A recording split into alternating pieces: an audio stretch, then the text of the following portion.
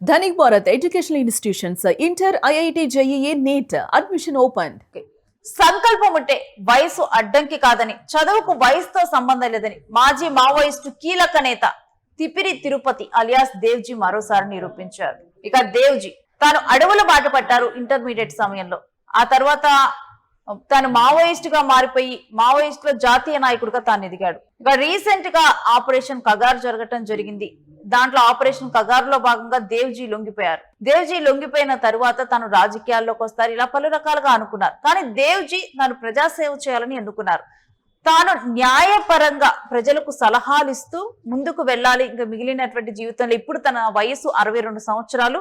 ఇక మిగిలినటువంటి జీవితం ఎలా గడపాలనేది తను ప్లాన్ చేసుకున్నారు.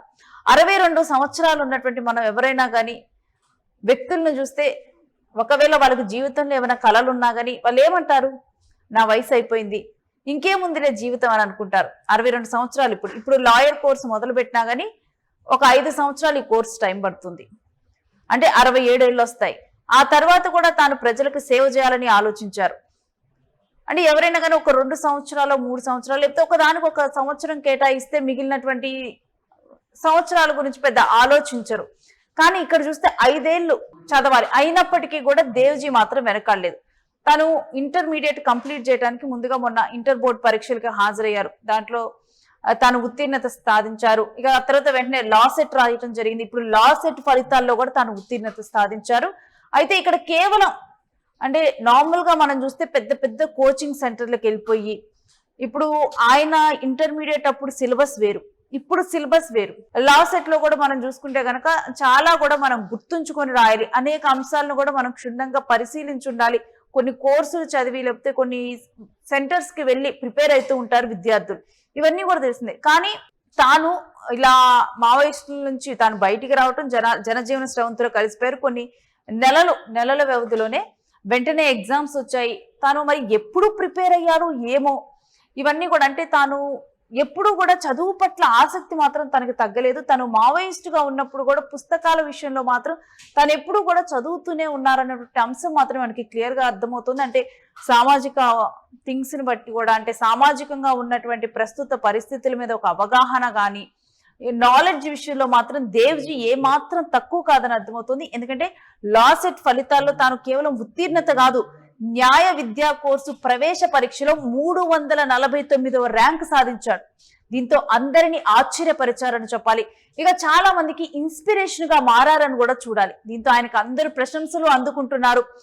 ఇక ఇంత తక్కువ టైంలో ఇంత మంచి ర్యాంక్ సాధించడం ఎలా సాధ్యమైందంటూ కూడా దీని మీద పలు రకాలుగా కూడా స్పందిస్తూ ఉన్నారు.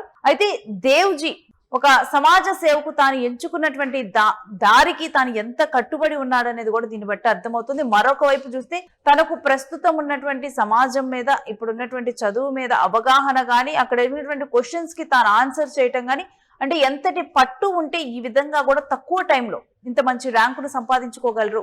మరొక వైపు చూస్తే దేవ్జీ సరే వయసు తక్కువ వయసు అయితే ఎక్కువ అంశాలను గుర్తుంచుకుంటారు. జనరల్ గా చెప్పేది ఏంటంటే వయసు మీద పడే కొద్దీ ఆలోచన శక్తి తగ్గుతుంది, ఆ తర్వాత చిన్నగా మనం విషయాలు మర్చిపోతాము అనుకుంటారు.